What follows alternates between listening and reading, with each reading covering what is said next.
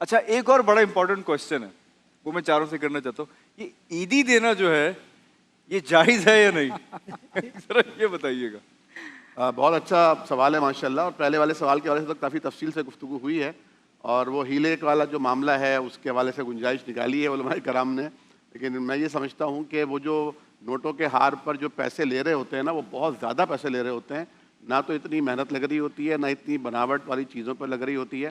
اور جب ان سے پوچھا جائے تو وہ کہتے ہیں کہ ہمیں اتنے پیسے دینے پڑتے ہیں تب جا کے ہمیں یہ نئے نوٹ ملتے ہیں. تو اس پہ تھوڑی سی احتیاط کرنی چاہیے.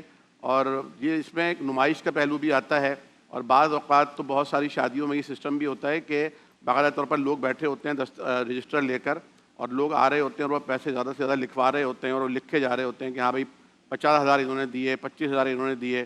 تو سب لوگ پھر پڑھ بھی رہے ہوتے ہیں اس کو. تو وہ بند لفافے والا جو ہے نا, وہ معاملہ اچھا ہے کہ بند مٹھی لاکھ کی کھل جائے تو خاک کی. بہرحال جہاں تک عیدی دینے اور لینے کا سوال ہے تو یہ ایک خوشی کا تہوار ہے, خوشی کا موقع ہے. اور عیدی میں سمجھتا ہوں کہ بوجھ نہیں بنانی چاہیے. اگر یہ خوشی ہے تو خوشی خوشی ہونی چاہیے, دینے والے پر بھی بوجھ نہ ہو اور لینے والے پر بھی بوجھ نہ ہو. کیونکہ جب ہم کسی کے بچے کو اگر بالفرد 5,000 کا نوٹ دیں گے اور ہمارے ساتھ بھی ہمارے 2 بچے ہوں گے, تو وہ بیچارے کیا کریں؟ یا تو وہ 2,500 روپے واپس کریں یا 2 واپس کریں, تو ہمارا نقصان ہو گیا 1,000 کا. اور اگر وہ ان کو 5 دے دیتے ہیں تو وہ بیچارے زیر بار ہو گئے.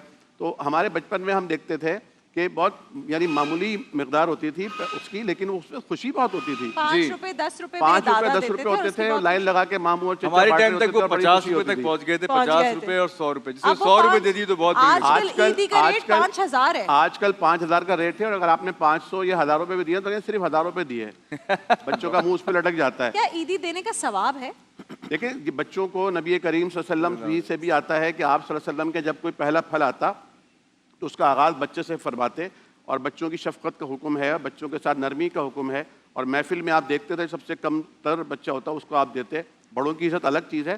تو یہاں پر ثواب تو یقیناً ملے گا. بلکہ بعض علماء نے تو یہاں تک کہا ہے کہ اگر کسی کو شوگر کا عارضہ ہے تو اسے چاہیے کہ چھوٹے بچوں کو وہ ٹافیز اور سویٹس بانٹے, تو اس کا شوگر کا لیول انشاءاللہ نارمل ہوگا. کسی کو بلڈ پریشر کا مسئلہ ہے تو وہ نمکین چیزیں بانٹے, اس کا بلڈ پریشر بھی بڑھتا ہے. یعنی مطلب صدقہ اس سے مراد ہے. تو میں سمجھتا ہوں کسی کے بعد اگر پیسے کی کمی ہے تو تھوڑے تھوڑے پیسے اگر لوگوں کو دے گا تو اس طرح انشاءاللہ تعالیٰ اس کی ہاں افزائش ہوگی.